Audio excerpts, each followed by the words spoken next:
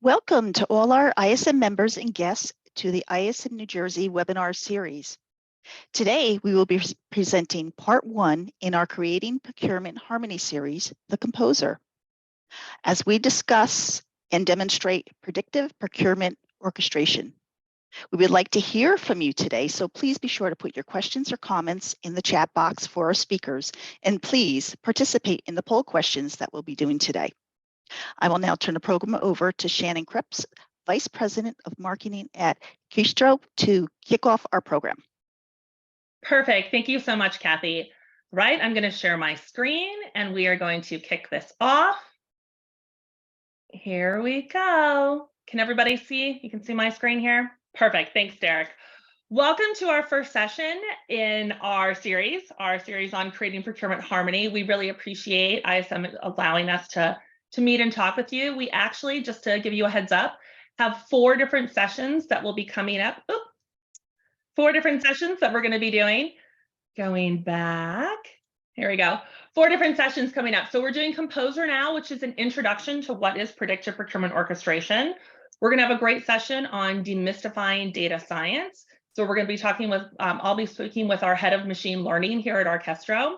We're going to talk about what to do about missing heads during a recession in September. And then in October, we thought we'd have some fun sharing procurement horror stories. But today, it's going to be myself. My name's Shannon Krebs. I'm our VP of Marketing here at Arkestro. I actually have been in the procurement space for about 25 years, starting my first job as a buyer a long time ago, and have since done things in education, consulting, product development, product management, sales and marketing, all around procurement. So it is a great love of mine. When I got this job, my husband bought me a pack of pencils. He often jokes that procurement is all about buying pencils, making pencils, sourcing pencils, figuring out how to get them for people in your organization. So I hit him and then had a good laugh. With me today, I have Derek Mellett, who is our solution consultant. Derek, why don't you introduce yourself? Yeah, hey, why don't you tell people where you're located? Okay, yes, I'm also in North Carolina. So fun place. I've been in the Bay Area, London, and I've settled here in North Carolina, which is a fun spot to be. Awesome. I am Derek Mellott, as mentioned by Shannon. I am a solution consultant here at Arkestro, and really I work with prospects to try to understand some of the challenges that they're trying to solve and then position and discuss how we feel that Arkestro can help. And so I'll be leading the demonstration today. Prior to coming over here to Arkestro, I worked at Coupa as a solution consultant, and then I was in SAP. So I've been in the business spend procurement world for a little over a decade now, and really excited about what we're doing here at Arkestro. And I am located in sunny, warm, beautiful Minnesota. Oof. Is it warm now? I mean, it's warming up, 51 degrees. Okay, yeah. All right. I felt that at my 67 earlier. So we want to start by asking everybody a poll here, which is, we would like to know, do you guys know what predictive procurement orchestration is? We're just curious. So could you all take a moment and let us know? We want to take a look. Oh, I like people putting, hey, so I have a question, Derek. Can you see my poll launched? Mm-hmm. You can see the questions as they're coming in. Okay. See them. Fun. All right. I'm excited to have a 0 at no, at yes right now. I've got a few at a little. That's pretty good. And we'll go ahead and cut it off now. Great. We actually figure this is likely the case, that a lot of people aren't aware of what predictive procurement orchestration is. So what I've got here is just kind of a small overview and a statement to let you know, which is that predictive procurement orchestration helps companies make their best buying decisions faster across all categories of spend. And we do that by, we want to make sure that every decision you make is the best decision you have out there. And we do that because we actually help provide instant feedback to help optimize all your procurement cycles. And we give you direct actions and recommendations you can take to help make everything go as your best decision would be. We also want to make sure that you can not just make your best decisions, but make them quickly. So it's about speed with confidence. We want to give you insights into your future spend And we want you to know that you can rely on them because they're based on the best information from your organization, as well as external sources, using our machine learning models to help give you confidence that you can go ahead and make decisions quickly. And then most importantly, the idea is to help you extend your reach. So we all know that within procurement, we often follow this 80-20 rule of where we focus our resources and other areas get left out. The whole idea is that we want to give you access to information, access to data, actions that you can actually take that will allow you to extend your reach and do more without having to extend your headcount. And one might ask, why do we care about this? Well, if we think about what our customers are talking about today, they're telling us a lot about external pressures that are going on.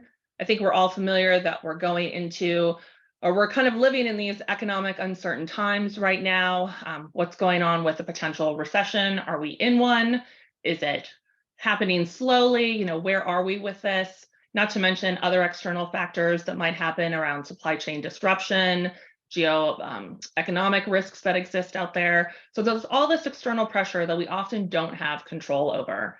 Then we have organizational challenges that we're always going to be receiving. Pressures around making sure margin is correct, making sure we're actually responding to business needs in time, getting those last minute requests that we have to deal with. Do I actually understand everything that's going on internally to make things happen? So everything going on within my organization.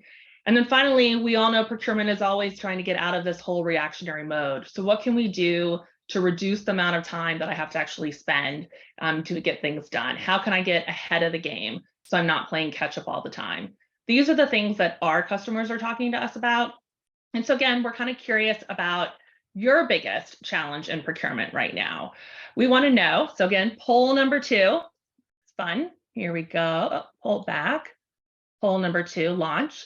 So we want to know, what's your biggest challenge in procurement? Is it supply chain disruptions you're dealing with?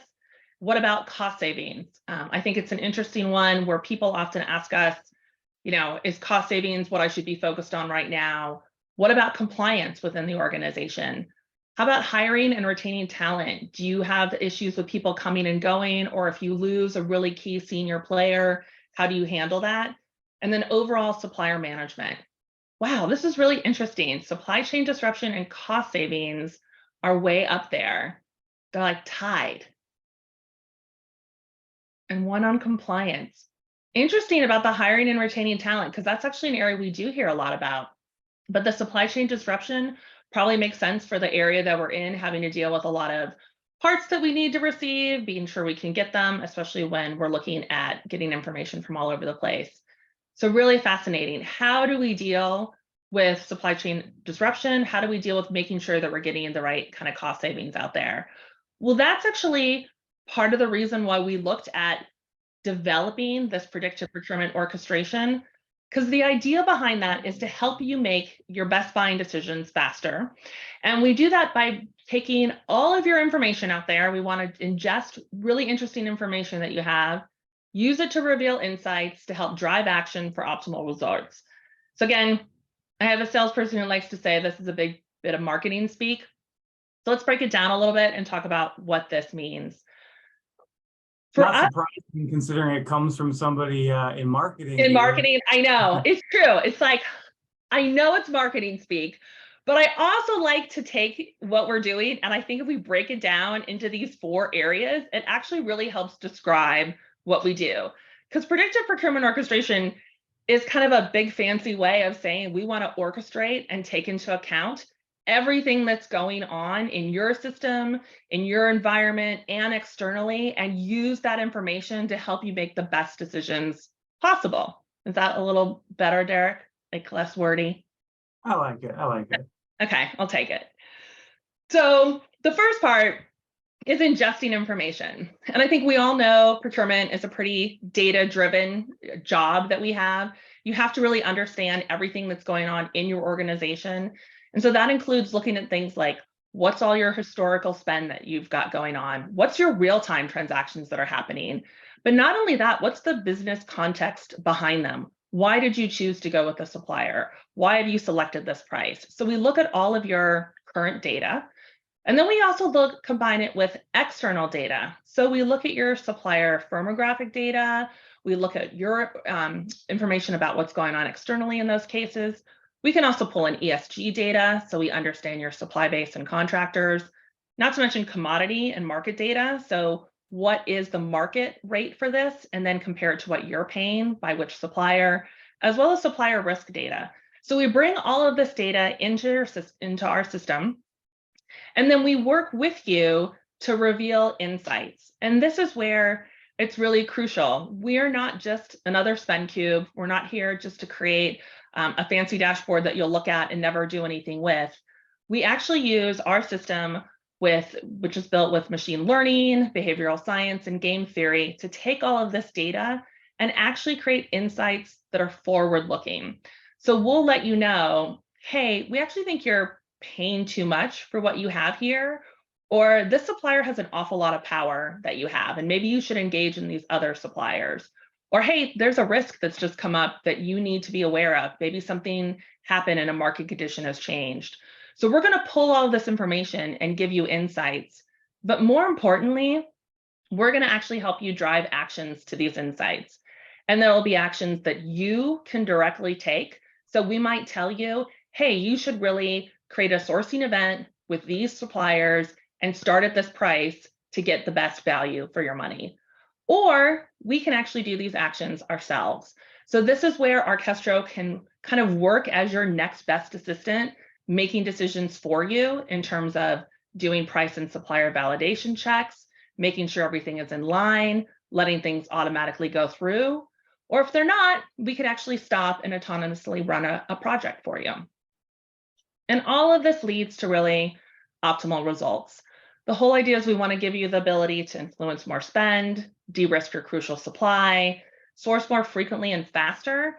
And a really key one here is preventing bad transactions in real time. And Derek's going to go through a lot of these for you in real time so you can actually see it. And that's actually where my part ends and where Derek's part begins in terms of getting this going. So I'm going to turn this over to Derek now, and I'm going to be off camera checking out the chat, but please feel free to ask questions, and Derek and I'll either throw them into Derek during it or we'll pick them up at the end. Sound like a plan? Okay. I think it sounds like a great plan. Okay, good. So I'm going to stop my sharing now. I also have your third poll whenever you want it, Derek. Sounds good to me. So what I'll do is share my screen out here. Let me know once you're able to see that.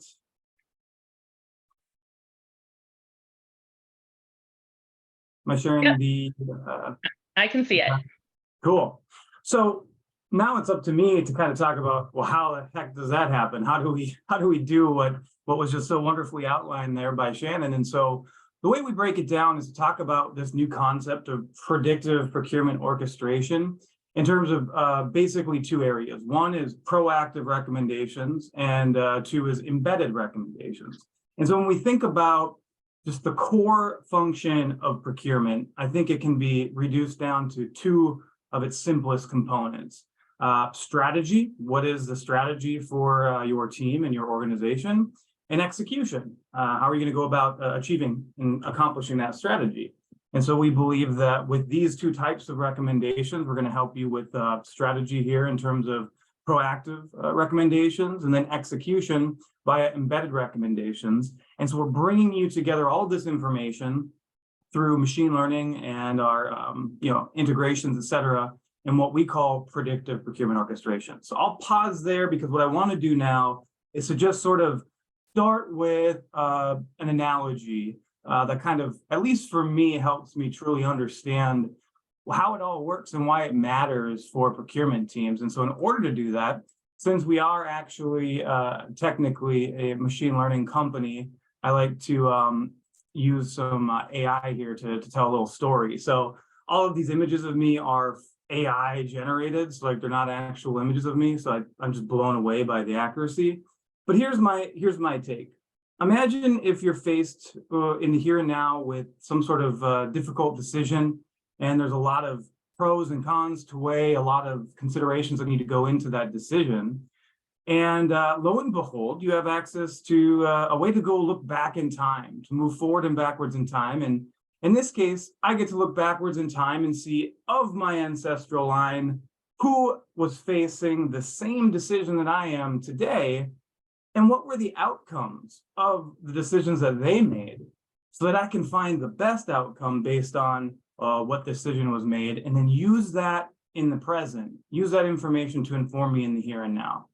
And the implications then are that I can have that information made available to me when I'm looking to prepare for future decisions and cast my strategic gaze, if you will, to future problems down the road. And really, that's the power of machine learning, and that's the power of what we're doing here at Arkestro. What we're doing is we're trying to give you access to the best outcomes and the best decisions of your organization, given the context that matters for your teams, across as many areas of spend as possible. I mean, we can say generally that what we're doing is we're helping procurement teams get results that matter by using machine learning to help amplify your impact. Well, that's kind of general, because for organizations that can differ. But when we talked about what matters to your organization, we saw supply chain issues and cost savings are pretty much the primary issues right now. And that's certainly two big areas that we can help with. So now the question becomes how? Well, let's talk about what a proactive recommendation is and why it matters, and we'll go from there. And again, keep in mind, if you do have any questions, just pop them into the chat, and Shannon can interrupt me. There's no issues there. So we'll just keep moving. A proactive recommendation. So what we want to do is we want to consume, as Shannon said, as much data as possible. We're looking for things like PO data, GL data, items, et cetera, the things that you're buying, to look at, the historical outcomes and determine a sort of baseline of behavior and purchasing and sourcing for your organization. And then we want to know what things matter to you. So is it ESG? Is it DE&I? Is it other sorts of risk and compliance considerations? To build a sort of profile for your business about the types of recommendations that are going to matter to you. So here are a couple recommendations that we built most recently that we're putting into the hands of category managers to alert them to things that they might not see, that might get swept under the rug. So right here, we're just seeing an email coming out. Hey, look, a sudden price spike was detected in a particular item that you purchased. And so on its own, some of these insights might look like, oh, hey, we could probably go find that information ourselves. Why is that helpful? Well, because fair enough, true enough, you can find a lot of information yourself. But the point is that you only have so much time, and you only have so many resources, and you're putting all of those time and resources, all of that time and those resources into the most strategic initiatives within your purchasing and sourcing organization. Well, what if you could apply that same strategy and that same scrutiny, if you will, to as many areas of spend as possible within your purchasing and sourcing org? And so that's the point, is machine learning is really good at doing things that you can do. And so we're not trying to replace what you can do. We're trying to bolster and enhance what you're currently doing so that you can do more of it with less. And so machine learning can actually touch more areas of spend, provide insights, such as the one I'm looking at here. But certainly plenty of other more. If you're looking at relationships between price spikes and whether or not you have fragmentation across their supplier base that's leading to missed bundling or discount opportunities. Really, I could spend this whole session talking about the different types of insights that we have available. But just to make the sort of examples more condensed, I'll just say that if you have needs surrounding what types of suppliers you want to be working with and where you're vulnerable to price spikes and price increases by virtue of the fact that you're sole sourcing perhaps through a single supplier, you've got missed cost savings opportunities, whether that be due to purchase price variance, bundling, discounts, seasonality, et cetera, whether you've got efficiency losses by having too many purchase orders issued when they could be consolidated. One thing that we just built recently for one of our clients, I can't mention their name, but we'll just say a Fortune 1 company out of Bentonville, Arkansas. But they recognize that when they were purchasing certain things, they often bought things in pairs together. And so what they want to know is, let us know if there's any instance where we buy a thing, but don't buy the other thing, because that could be an issue. And so we'll provide a recommendation. Hey, did you forget something? So it's things like that. What we want to do is provide you those insights, but not in the general sense, right? When we think of spend cubes and dashboards, those typically already let you know information after it's too late. So in effect, a road bump sign that lets you know that, hey, guess what? You're wrecked in the ditch. Well, all right. Thank you for that. That's super helpful. We want to let you know ahead of time where those bumps are so that you can be proactive about trying to mitigate some of those. Now, certainly you can't mitigate every single one, right? But we'll give you as many of those as possible and provide those insights to the people that matter when it matters. And so one other example that I'll leave you with here is, for one of our clients, we were able to find some insights for them that provided basically 2 data points. One is, hey, look, the price of steel has been rising due to inflation, right? You can't really do much about that. And we'll show you, look at these 2 suppliers you've been buying with, their price as inflation was rising was correlated pretty closely to that price. However, once those prices started to come back down, guess who didn't lower their prices at the same rate? Well, this tells us that if you're going to choose a supplier from your current purchasing, go with Russell Steel here, this purple supplier. But also this indicates a good opportunity for a strategic sourcing event. Maybe using Arkestro to run a predictive procurement auction to be able to really drive some results and savings, because this is an opportunity. So we'll find tons of opportunities like these and many more that then give you the, as we talked about, strategic arm of your business, the knowledge it needs to then go execute.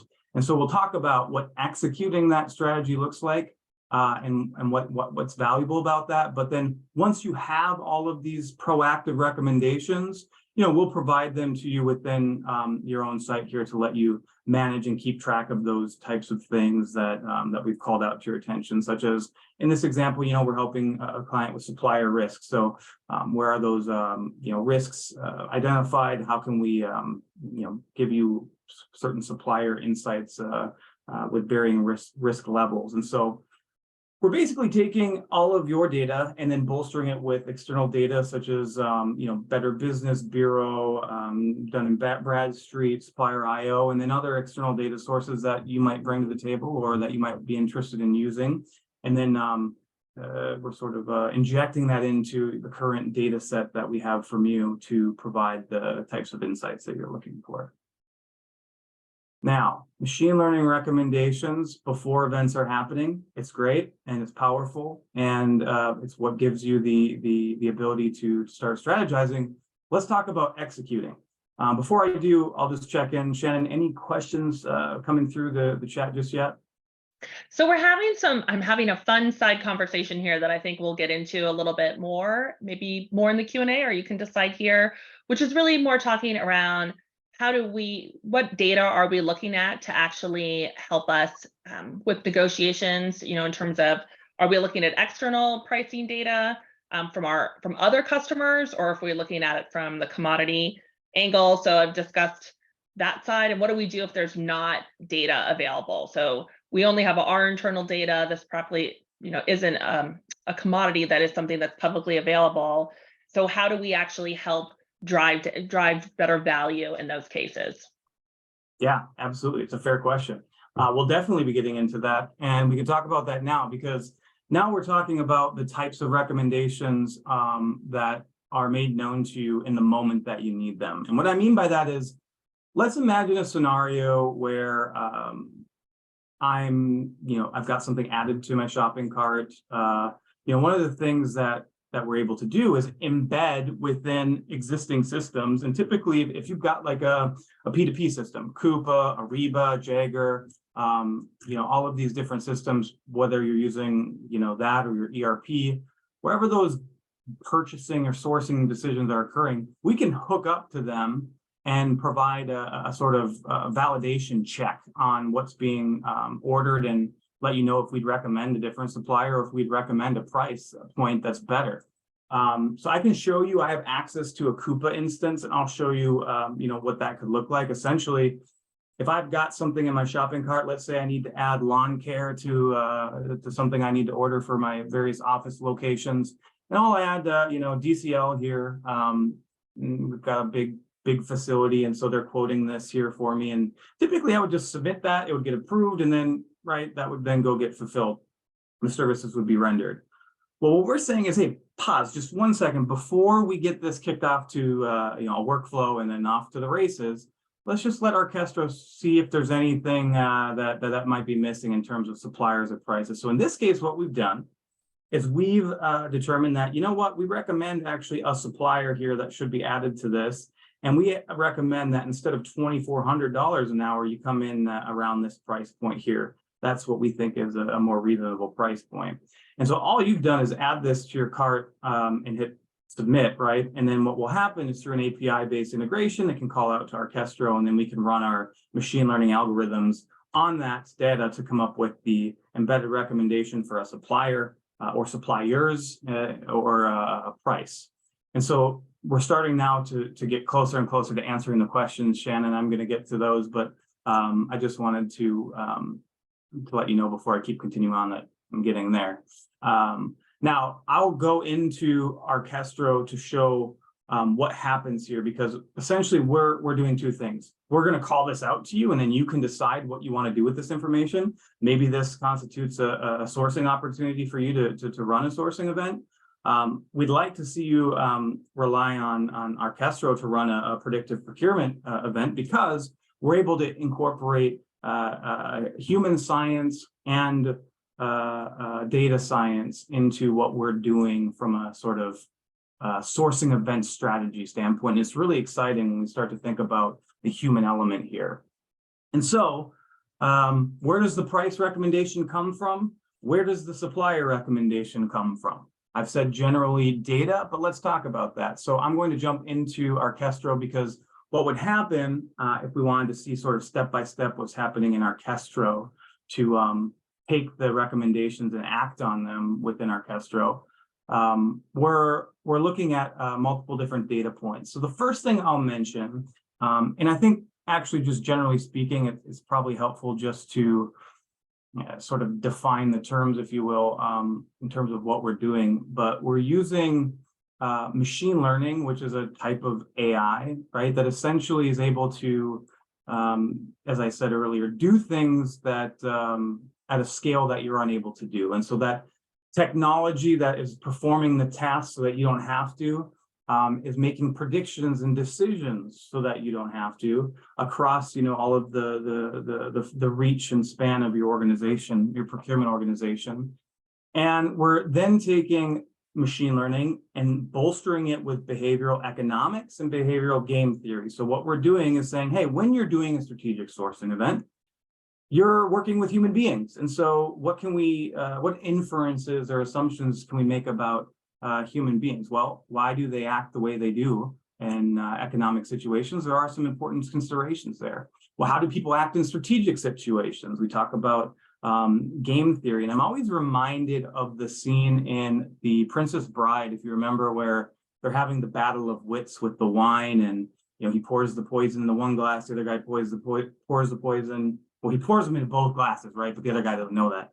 And they're going back and forth, and he's trying to think, well, what would you do if I did this, and if you did that, and then I did this? That sort of like strategic thinking. That's what we're doing. We're injecting that into our data science framework here, which is the probability and numbers, et cetera, that are going into pricing and such.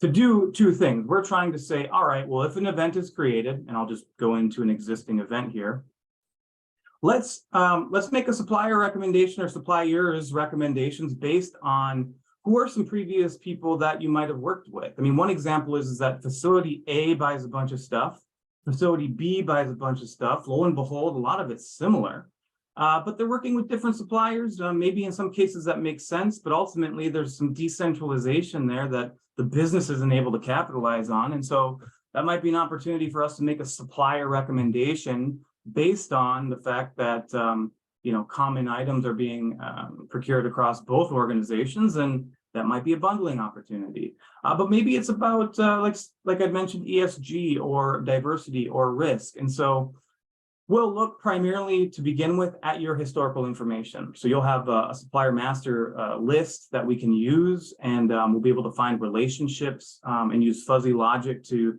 sort of determine what items are similar enough when procuring them across certain suppliers, in addition to the behavioral component of this, to know, well, is this supplier likely to provide discounts, and does it make sense for them to participate in this event?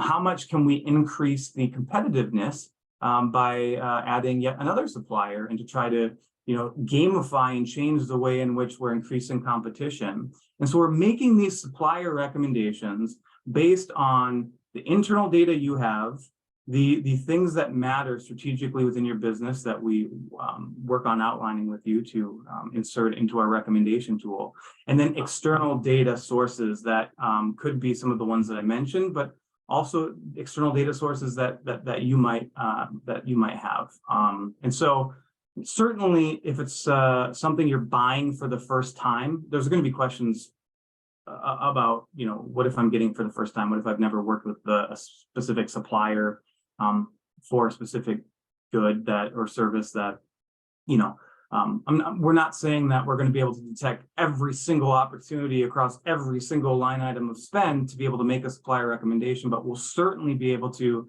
make the meaningful recommendations across more areas that will lead to more positive outcomes. And then once those items are added to the event, so if I go in here and add my lots and line items, you can have individual line items or complex multi-round events if you just need to upload a file.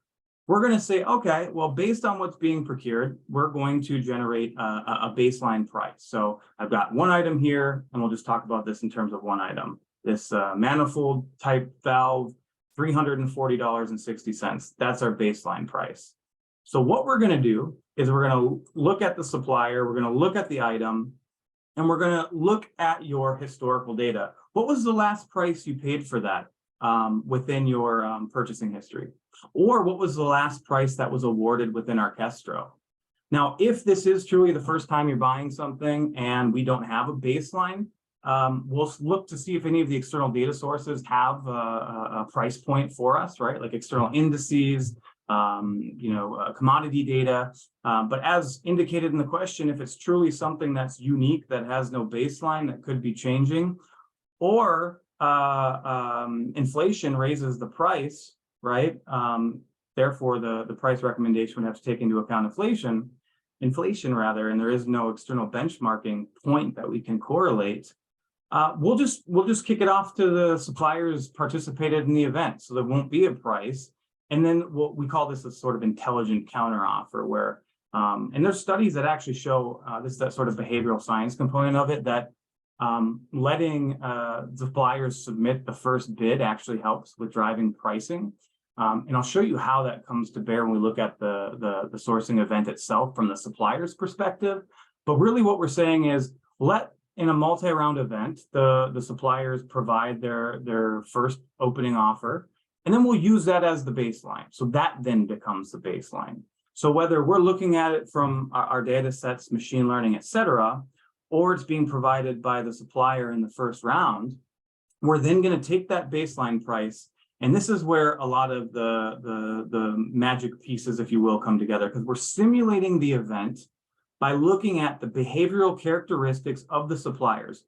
When do they discount? How often do they discount? How many are invited to the event? And other data points here that I'll go over in just a second, to then pivot that baseline here. We've got $340.60. Well, we're going to say that actually is a recommended price point of, instead of $340, we're saying, nah, based on everything we've done in our simulation and analysis, that's actually $331 that we think that should come in at. So how did we get this recommended price? Well, that's the second part of this slide I had pulled up, where we're taking all of the data science and behavioral science component into coming up with that price movement. but also looking at, what's the seasonality of that item? Have we identified lower pricing historically for that item at different times of year in such a way that it's, increasing the probability? So you'll notice this is the recommended price. This isn't the guaranteed price. And it's the recommended price because what we're saying is, in all probability, given the numbers and given the simulation, you have a higher likelihood of getting as close to that number as possible with the given suppliers in this event, as well as the external data that we've trained our machine learning on. That both of these things come into that recommended price. So the next piece will become, okay, great. You've got the baseline price. You've generated that awesome recommended price. How do you help us then go about ensuring we get close to that as possible? And so that's what we'll look at next. But what I'll say that's interesting about our machine learning, and we think about data science generally, is that, we trained our machine learning on millions and millions of lines of publicly available transaction data. And that allowed us to determine our own baselines and inferences about relationships between things within a transaction that don't even matter about what specifically is being procured. So I'll give you an example. What if I'm buying 1,000 gallons of Karen's essential oil, and 1,000 pounds of gold, two separate things. Well, what we found is that regardless of what's being procured, by virtue of the unit of measure and quantity, there's a relationship there that indicates some meaningful price movement potential in terms of probability. So that is to say, it might be more likely, given pallets at a certain amount, to see a 2% price movement versus something else. And so machine learning can make those types of predictions. Well, that is one part of the prediction engine going into the price recommendation. And so I'll pause here again to see if any questions have come up on what I've just outlined. That hopefully, Shannon, answered some of the side conversation that had been going on initially. Yep, it absolutely did. You got it. Awesome. So now we've got our handy dandy suggested price per unit, right? We've done the magical data science, behavioral science simulation. Well, let's get this sent off to the supplier. So I've created this event, I can save it and I can initiate it. Now, what I'll say is that there are a lot of other tools that can be injected into this event that would be more or less table stakes for any sort of event, whether that be assigning tasks to individuals, if you wanted to upload supplier surveys based on the types of things that you're requiring or that are important to you. This is a platform that's going to allow you to run RFX events to get proposals for bids, etc., and incorporate the things that matter into that, whether that be documents, survey questions, collaborating with team members, etc. But then the ability to create an award scenario. And so what we can do is create an automated process where everything that we're seeing in here could run automatically when integrated with, let's say, a Coupa, right? Where you saw that shopping cart step take place. So we could communicate both data into Arkestro to then populate what we're seeing here.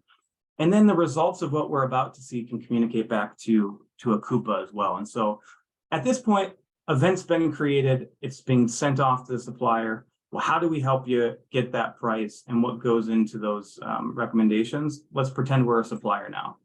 I've got an invitation to join an event. And so I can click the link to go ahead and participate. Don't have to sign up for anything, which is great given the sheer number of supplier portals that are out there. Can click on view invite to click accept, and it would take me into the event itself. There's gonna be some things you'll notice here. As soon as I'm in the event, you'll notice that suggested price per unit is what we then populate within the price per unit. Now, I've gone in and modified some of these, but we're going to default the price per unit to the suggested price per unit.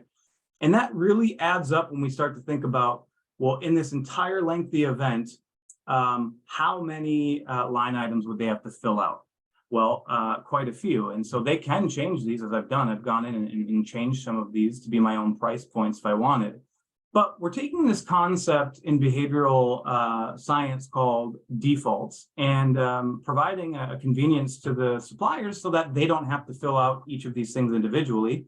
They're able to, do that, accept essentially our recommendation of the price or dispute it and change it. But one example we like to use is take a country like Austria and a country right next door, Germany. Interesting relationship between the two regarding organ rates, organ donation rate, I should say. One is like insanely high, 80% something, and the other one is like really low, maybe like single digits, barely double digits in the teens. And so the question is, well, what accounts for the discrepancy? Meaning, why does Germany have 80% organ donation and Austria has like 13%? Well, when you think about it, pretty similar countries, inexplicable. Well, the difference is that by default, you're opted in one country, where in the other country, you have to opt in. And so you have to take that step. Well, positive outcomes can be attributed to opting in and out by default. And this is just one element that goes into this.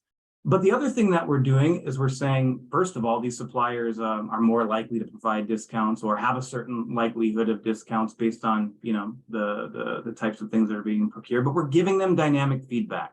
And so this is the way in which we're changing the nature of competition to say, look, we don't have to make it a secret. If you want to submit a competitive, well, there's one thing we want to make a secret, and that's their place.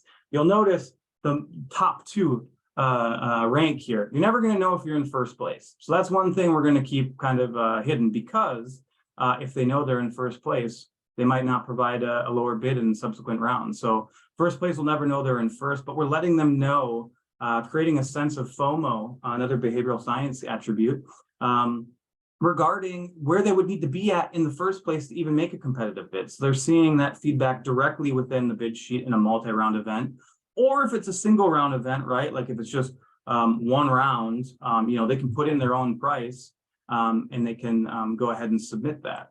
We're going to let them know within that event whether their bid is likely to be accepted once they hit submit. And so we'll provide those notifications to them as they go through this process. The supplier is simply just interacting with these fields and being notified when they have a bid that's not likely to be accepted. And so that's really a lot of our thought processes here. Let the supplier know as soon as they submit it if their bid's likely to be submitted, and then let them know where they should be at roughly in multi-rounds events to even be competitive in the first place. Because at the end of the day, if they find out that their bottom line, the lowest they can go, is not likely to be competitive, particularly in a first round, well then why even bother participating in the event any further? And so it's that combination of the data science, behavioral science, and this dynamic feedback that's changing the way in which we're going about creating events. And so, we can imagine now that replying to this email with a bid submission, they can download a spreadsheet if they want, or going into the link and providing it that way. They get feedback either way. The bid is then going to make it back to team, right? And so if we jump back into Arkestro, what we'll see then is that after all the bids have come in, you can then have the award process finalized. And so this can happen automatically, or you can assign somebody to come in and do this, what have you. But really our thought is like, what if we could provide a sort of I don't want to say fully autonomous, because there are some attributes of this process that are going to require at least somebody, right, to at the very least approve within Coupa, for example. But at least what's happening in Arkestro, where we can automatically add the recommended suppliers should you want us to. We can take whatever criteria you set up here initially in the award scenario, saying, all right, well, do you want to award by line item or by lot? Is it a winner take all scenario? Are we going to look at the highest score? Is it the lowest price? Is it a combination of survey score answers and price while preferring incumbents, et cetera? Using that criteria to perhaps auto-generate the award for that good or that service.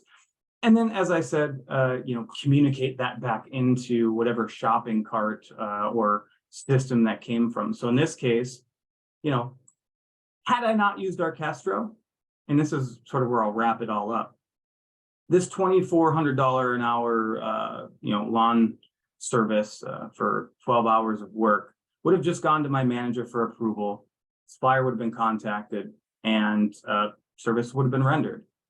One simple call out to Arkestro and a quick process within Arkestro will then update the results of the predictive procurement orchestration event with the winning supplier, as well as the newly awarded price, which was in line with or close to our recommended price point. And so that's what we're seeing here. Hey, we changed that supplier, we updated it to the winning one, and then modified the price. And then now that's going to be approved by my manager after Arkestro has done its step. And so if we think about that example and we apply that to as much spending as possible within either a purchasing system or an ERP or a procurement system, whatever system you're generating these asks, fulfilling these asks, or simply going into Arkestro to do that, right? It's not like you have to have any of those systems. You can always go in here and manage that within Arkestro. You're able to get those embedded recommendations, whether they be for price, whether they be for supplier, in the moment where it truly matters, by using the power of data science, machine learning, and behavioral science to really provide, I think, an unrivaled and new category of spend management, one that we're calling predictive procurement orchestration. So at this point, I'll hand the ball back to you, Shannon. If we want to put up another poll question and open up Q&A and talk about anything that's come up since I started, I'd be happy to do that. I was going to say, no, that sounds great. We've had great conversation with Noel during this. It's been good because good questions have come through. I've answered, and then you've actually either caught on it on the same time or right afterwards. So that's been really fun. Sorry, I didn't mean to call you out there, Noel, but it's all in the chat anyway. Are there any other questions that people have right now that we want to take a moment to address? Just checking. Probably just one other one I'll say, I didn't pause long enough to ask, but only because no one can yell out loud right now. If we were in the room, I'd be quiet a moment longer. But one of the questions we do often get is, what areas of spend is this good for? And what we found is that this isn't really a solution that just needs to focus on tail spend. The idea, as Derek mentioned, was that by being able to do this across all categories of spend and looking at all your spend data, we're actually able to go through and look at your direct spend, look at your MRO data. We have one of our customers that does over 10,000 spot buys a month. And so we go through and really help those process along for their direct materials to get them going. So you don't have to think of this as, a solution to just touch those items and areas of spend that you might not get to focus on. We can actually help expedite those that you actually really do care about for many important reasons. Yeah, and I'd provide another example when we think about strategy. One of our customers, Westfall Technic, their plastics chemical company, they created a sense of FOMO, as I talked about, with one of their incumbent suppliers who they were currently sole sourcing for stuff. So even when it comes time to strategize around a new contract with one supplier, well, what they did is they created an event, and the incumbent supplier saw that they were in the top 2, but they were the only participant in the event. And so they ended up getting 18% savings in that event. Yeah, solely by relying on us to run a strategic process by using game theory to get a lower rate with a sole source vendor. It was really cool, and there's tons of other examples. Yeah, it's great. And so I would say, if you guys have any questions or want to learn any more, there is a slew of resources available to you to be able to access. You can always email me or Derek. We're happy to respond back. There is a whole webinar series. Well, you have lots of great webinars already at ISM that you guys can take advantage of, and you do get credit for those as well. But we're doing 3 more. One of them is going to focus really on the data science and machine learning about that. We have the other 2 in the series as well you can access. Check out our website, follow Arkestro on LinkedIn. We also have a YouTube channel, which we've been loading up with videos so you can see more about what we do. I'm going to kind of dig in a little deeper to some of those examples that Derek showed. So, hey, let's see. What's this other question here? Oh, if we do have to, wait, we got that one. Great job. Oh, thanks, Kimberly. So for you guys, if you have any other questions, we'd love to hear back from you. Otherwise, I think we are good to go. Derek, do you have anything you want to finish up with? No, just thanks everyone for joining, and thank you for listening to me ramble on for upwards of 45 minutes. I hope you found it as intriguing as I certainly do. I mean, it's fascinating stuff. So be well, everyone. Good deal. Thanks, everybody.